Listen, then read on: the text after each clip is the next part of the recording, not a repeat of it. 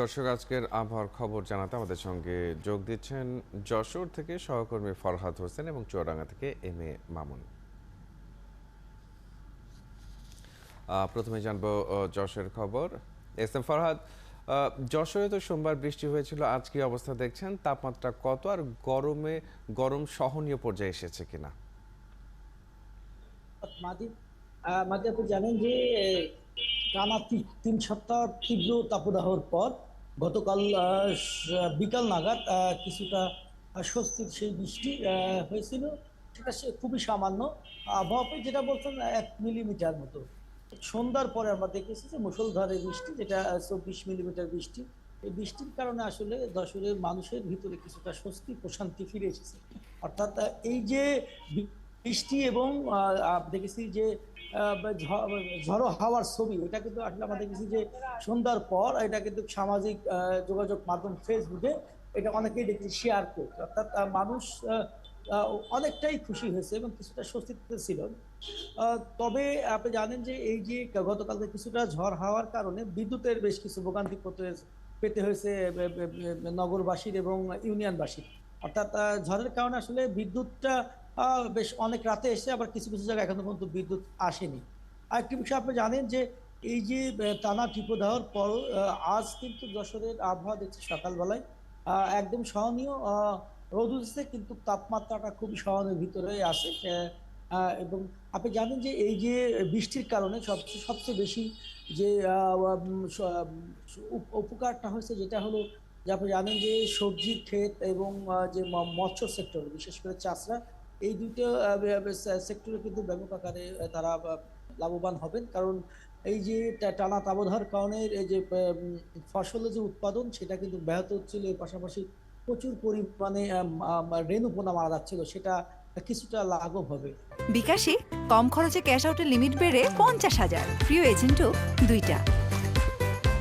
আরেকটি বিষয় আপনি জানেন যে এই যে টানা তাপদাহর পর সরকারিভাবে আমরা দেখেছি যে প্রথম গতকাল যশোরের জেলা প্রশাসন পক্ষ থেকে 500 ছাতা যশোরে যারা হতদরিদ্র আছেন, রিক্সা চালক, ইজি বাইক চালক এবং ভ্যান চালক যারা আছেন, তাদের মাঝে 500 ছাতা বিতরণ করেছে।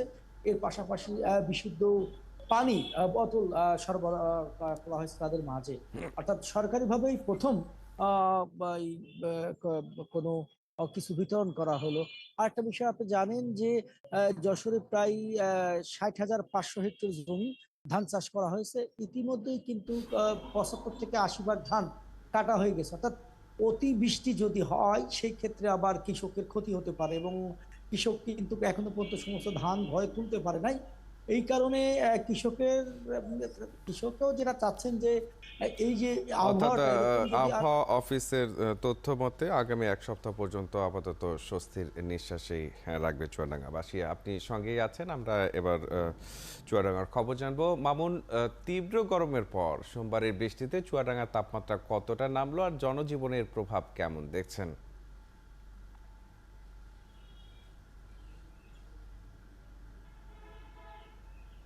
মাহাদি, শুভ সকাল। চুয়াডাঙ্গাতে এই স্বস্তির বৃষ্টিতে জনমনে এবং প্রাণীকুল এবং ফসলের মাঠের একটা স্বস্তি ফিরে এসেছে, এবং সেই স্বস্তির আবহাওয়াটা এইরকমই যে শীতল বাতাস, এবং গতকালকে সারাদিনই মানুষ বেশ বলা চলে যে এক প্রকার আনন্দ মধ্যেই ছিল, খুশির ভিতর ছিল। রাতটাও সুন্দর কাটিয়েছে, কিন্তু সকালে আবার ফের একদম ঝরঝরে বৃষ্টি, মানে এই বৃষ্টির প্রত্যাশা করছিল সকালে, কিন্তু ঝকঝকে রোদ এসছে। তো এই রোদ্রে মানুষ আবার চমকে গেছে।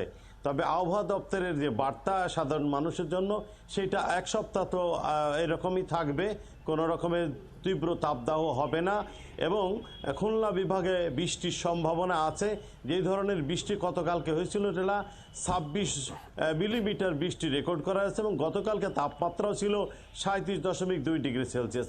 আপনাকে একটা তথ্য জানাই যে চুয়াডাঙ্গা ফসলের মাঠ, সেখানে সমতল, এখানে প্রচুর সমতল ভূমি আছে। গত 15ই এপ্রিল থেকে আমাদের চুয়াডাঙ্গা জেলাতে আউশ আবাদের জন্য, বীজতলা তৈরির জন্য কৃষকরা ব্যস্ত হয়ে পড়ে। কিন্তু তীব্র তাপদাহের কারণে তারা বীজতলা দিতে পারেনি। গতকালকে বৃষ্টির পরপরই আজকে সবাই বীজতলা তৈরির জন্য পাগল হয়ে গেছে এবং এই মৌসুমে 50,000 হেক্টর আউশ আবাদের যে লক্ষ্যমাত্রা সেটা তারা কাজে লেগে গেছে। 8,000 যে পাট ছিল সেই পাট পুড়ে যাচ্ছিল, সেই পাটগুলো সজীব হয়েছে। 7,000 হেক্টর সবজি ছিল, সবজিগুলো আবার সজীবতা ফিরে পেয়েছে।